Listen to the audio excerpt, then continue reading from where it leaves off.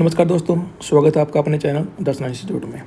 आज हम कंटिन्यू करेंगे चैप्टर नंबर 3 लीनियर इक्वेशंस इन टू वेरिएबल्स। उसके लास्ट लेक्चर में हमने देखा था, अगर मेरे पास ये दो इक्वेशन है मेरे पास a1x b1y plus c1 equal to 0, a2x plus b2y plus c2 equal to 0, ये दो इक्वेशन है मेरे पास। तो इनकी हमने तीन कंडीशन देखी थी कि दो लाइन इंटरसेक्टिंग कब होंगी, पैरेलल कब होंगी और कोइंसिडेंट कब होंगी। ठीक है, हमने क्या कंडीशन निकाली थी, if a1 by a2 is not equal to b1 by b2, तो क्या होता है, इंटरसेक्टिंग लाइन होती हैं, तो यूनिक सॉल्यूशन होगा। ओके, अगर a1 by a2 is equal to b1 by b2 है, ठीक है, तब दो केस बनते हैं। ये इक्वल नहीं है मेरा c1 बाई c2 के, तब बोलेंगे हम पैरेलल लाइन्स है, तो कोई सॉल्यूशन नहीं होगा, नो सॉल्यूशन। ठीक है, if a1 by a2 equal to है b1 बाई b2 के but also equal to c1 by c2, तब बोलेंगे हम कोइंसिडेंट लाइन्स। ठीक है, और कब कितने सॉल्यूशन होंगे, इनफाइनाइट सॉल्यूशंस। ठीक है, ओके। अब इस केस में और इस केस में इक्वेशंस को हम क्या बोलते हैं, कंसिस्टेंट इक्वेशंस, और इस वाले केस में क्या बोलते हैं हम, इनकंसिस्टेंट इक्वेशन। इनकंसिस्टेंट उसको बोलते हैं जब कोई भी सॉल्यूशन नहीं होता। सॉल्यूशन का मतलब होता है एक्स और वाई की ऐसी वैल्यूज जो दोनों इक्वेशन को सेटिस्फाई करवा दे। सेटिस्फाई करवाने का क्या मतलब होता है कि जब एक्स और वाई की वैल्यू पुट करूँगा इस इक्वेशन में मैं, तो इक्वल टू 0 आ जाएगा, उसको बोलते हैं सेटिस्फैक्शन। जिसको हम सॉल्यूशन बोलते हैं, जीरोज बोलते हैं और रूट्स बोलते हैं, जो पॉलिनोमियल चैप्टर में पढ़ चुके हैं। ओके, तो आज हम सीखेंगे इनके सॉल्यूशन कैसे फाइंड आउट करते हैं। आज का टॉपिक क्या है, how to find out solutions of linear equation in two variables। इसके हमें सीखने दो मेथड। पहला मेथड होता है सब्स्टिट्यूशन मेथड।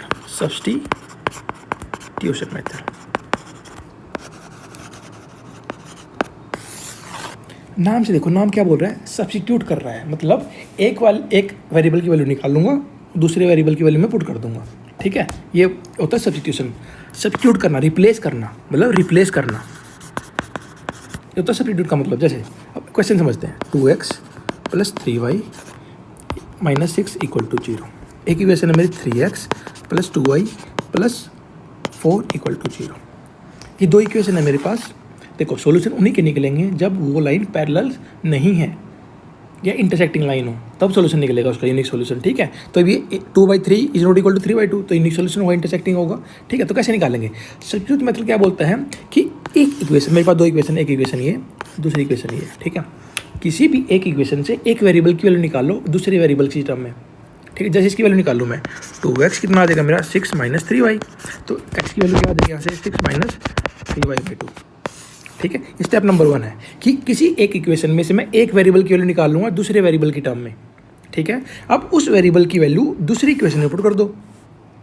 उस वेरिएबल की जो तुमने निकाला है वेरिएबल, देखो यहाँ मैं y भी निकाल सकता हूँ, 6 माइनस 2x/3, कोई दिक्कत नहीं है, y की वैल्यू निकाल के इसमें पुट कर दूंगा, या x की वैल्यू, तुम्हारी मर्जी है, जो भी करना करो, x की निकालो या y की निकालो, पुट कर दो। अब इसकी x की वैल्यू यहाँ पे 3, 6 minus 3y/2 plus 2y plus 4 equal to 0। इसको सोल्व कर लो। अभी सोल्व करने पे एक वेरिएबल बचेगा ये, तो y निकल जाएगा यहाँ से कुछ भी, और इसको y से दोबारा यहाँ पर कर दो, x निकल जाएगा। अब x और y का सोल्यूशन होगा इसका। समझ में आया बात, ये होता है मेरा सब्स्टिट्यूशन मेथड। मतलब एक इक्वेशन से, देखो स्टेप नंबर 1 क्या होगा, स्टेप नंबर 1 लिख देता हूँ स्टेप में तुम्हारे लिए। स्टेप नंबर 1 क्या है, find value of x in terms of y from equation 1। ठीक है, स्टेप नंबर 2 क्या है, put x value in equation 2। Step number 3 क्या है, find value of y from equation 2। Fourth step number क्या है कि put value of y in equation 1। तो तुम्हारा क्या हुआ, इक्वेशन 1 और इक्वेशन 2, मर्जी तुम्हारी, किसी में पुट करो y की वैल्यू, तुम्हारे पास y निकल जाओ तो x निकल जाएगा वहाँ से। ठीक है, ये कॉन्सेप्ट था, ये कॉन्सेप्ट है। इसके क्वेश्चन कैसे हम करते हैं अभी, सॉरी, देखो ये 3.2 है मेरी, ये क्वेश्चन लड्डू क्वेश्चन है, इसमें कोई दिक्कत नहीं है, आसान क्वेश्चन हो जाएंगे ये सब। ठीक है, अब क्वेश्चन नंबर 2 समझते हैं वाले क्या है। तो सारे क्वेश्चन सोल्व नहीं करूँगा मैं, लेकिन जो इनका स्टेटमेंट कैसे होते हैं सॉरी स्टेटमेंट कैसे लिखते हैं वो सब हम देख लेंगे, ठीक है।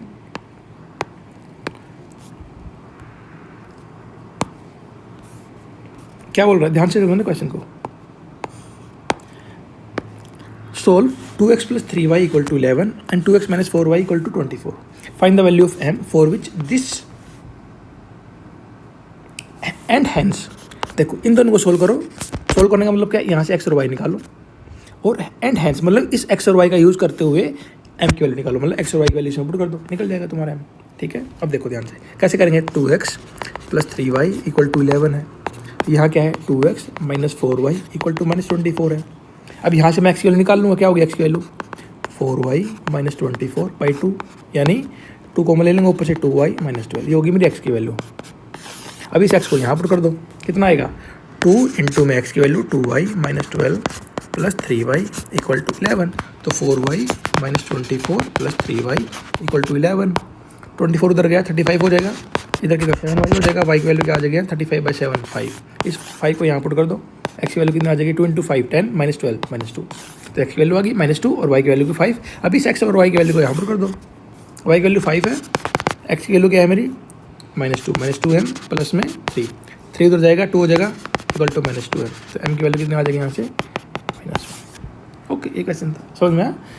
क्वेश्चन ध्यान से पढ़ना है। सोल्व, इन दोनों क्वेश्चन को सोल्व करो, कर दिया सोल्व भैया। एंड हैंस, एंड हैंस का मतलब होता है सोल्व करने के बाद जो x और y आएगा इसी क्वेश्चन में पुट करो, निकाल दो m की वैल्यू, ठीक है। नेक्स्ट क्वेश्चन देखते हैं। From the pair of linear equations calculate the solution, ठीक है।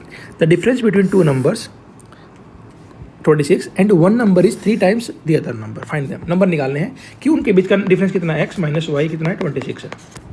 ओके, बोल दिया इसने difference between two numbers is 26, मतलब क्या है x बड़ा है, मानना पड़ेगा तुम्हें, सिंपल सी बात है। x माइनस वाई 26 है, that means x is greater than, ये कॉमन सेंस की बात है, 26 मैंने मानना ही है, y माइनस एक्स भी कर सकता हूँ, कोई दिक्कत नहीं। अब बोल रहा है कि वन नंबर जो 3 टाइम्स है, अब जो बड़ा होगा वो 3 टाइम्स होगा, दैट मीन्स x क्या है मेरा 3y है। अब x इक्वल 3y पुट कर दो सीधा इसमें, 3y minus Y equal to 26, तो 2y इक्वल टू 26, तो y इक्वल टू 13। अब यहाँ पुट कर दो y की वैल्यू, तो x आ जाएगा यहाँ से 13 हो जाएगा 39, आ गया 3 टाइम इसका, ठीक है, ये हो गया। ओके, अब क्या बोल रहा है अगला question. The larger of the two supplementary angles exceeds the smaller by 18 degree, find the. Supplementary क्या होता है पहले बताओ, सप्लीमेंट्री क्या होता है। एक होता है कॉम्प्लीमेंट्री, एक होता है सप्लीमेंट्री, ठीक है। एक होता है दो एंगल का सम ए और बी का सम 90 डिग्री, एक होता है ए और बी का सम 180 डिग्री, ठीक है। तो ये तुम्हारे लिए होमवर्क है, किसके लिए क्या है, ठीक है, किसके लिए क्या है, कॉम्प्लीमेंट्री किसके लिए होता है, सप्लीमेंट्री किसके लिए होता है, उसके बाद क्वेश्चन हो जाएगा ये, ठीक है भाई। उसके बाद क्या बोल रहा है, the coach of a cricket team buys 7 bats and 6 balls for ₹3800। Bat को मान लिया मैंने x, बॉल को मान लिया मैंने y, लिखना पड़ेगा तुम्हें proper. Let cost of bat is x, cost of ball is single ball is y, तो 3800 होगा। इक्वेशन क्या बनेगी मेरी, इक्वेशन क्या बनेगी 7x plus 6y equal to 3800, right. Later she buys 3 bats and 5 balls, 3 bat यानी 3x प्लस में 5y, कितना हो जाएगा 1750, ठीक है 1750। तो इक्वेशन बन गया, x निकाल लो y निकाल लो, पुट कर दो, आंसर आ जाएगा। देखो ये क्वेश्चन वेरी वेरी इंपॉर्टेंट है, ये क्वेश्चन अच्छा क्वेश्चन है, इसको बाद में करेंगे, पहले क्वेश्चन करते हैं लास्ट वाला क्वेश्चन जो, ठीक है। क्या बोल रहा है, ए फ्रैक्शन, कोई फ्रैक्शन है मेरा, बिकम्स 9/11, कोई फ्रैक्शन मान लिया मैंने, फाइंड द फ्रैक्शन बोला ना, फ्रैक्शन मान लिया मैंने, फ्रैक्शन क्या है मेरा x/y है, फ्रैक्शन मान लिया x/y। अब क्या बोल रहा है कि ये जो फ्रैक्शन है 9/11 हो जाता है if 2 is added to both numerator and denominator, numerator होता है डिनोमिनेटर होता है, तो x प्लस 2 कर दिया मैंने, तो y प्लस 2 हो जाता। अब फ्रैक्शन में न्यूमेटर में और डिनोमिनेटर में 2 ऐड करने के बाद ये फ्रैक्शन क्या बन गया मेरा 9/11, ठीक है। उसके बाद क्या बोल रहा है, if 3 is added to both the numerator and denominator fraction becomes 5/6, यानी अगर 3 ऐड करता हूँ तो कितना फ्रैक्शन बन जाता है मेरा 5/6, ठीक है। 2 इक्वेशन होगी मेरे पास, 2 इक्वेशन कैसे हुई, क्रॉस मल्टीप्लाई करो, तो 11 into x plus 2, cross multiplication करेंगे 9 इंटू वाई प्लस 2, ऐसे इसमें करेंगे 6 into x plus 3, 5 into y plus 3, तो यहाँ से 2 इक्वेशन मिल गई, बन गई इक्वेशन, आंसर आ जाएगा मेरा, ठीक है। ओके, तो फ्रैक्शन वाले क्वेश्चन कर लोगे, अब ऐसे क्वेश्चन आएंगे, एक क्वेश्चन ही है, तो दोनों क्वेश्चन को उठा के वहाँ कर लेते हैं सोल्व।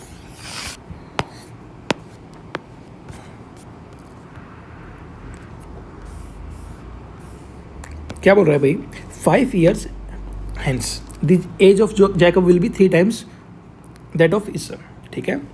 5 years ago, ये बोल रहा है कि hence का मतलब होता है आफ्टर 5 years जैकब की एज क्या हो जाएगी, उसके बेटे से 3 गुना हो जाएगी, ठीक है।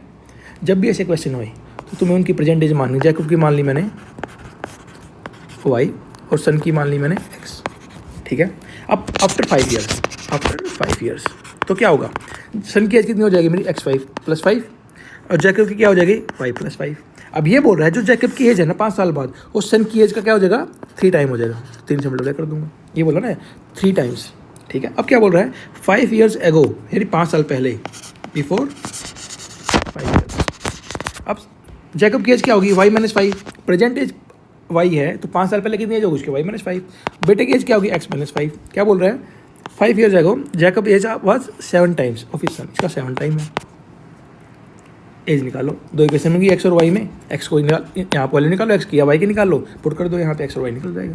ओके, एक क्वेश्चन और बचा, करते हैं उसको भी।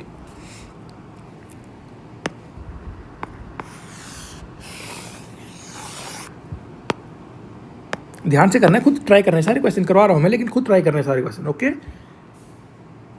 क्या बोल रहा है ध्यान से देखो,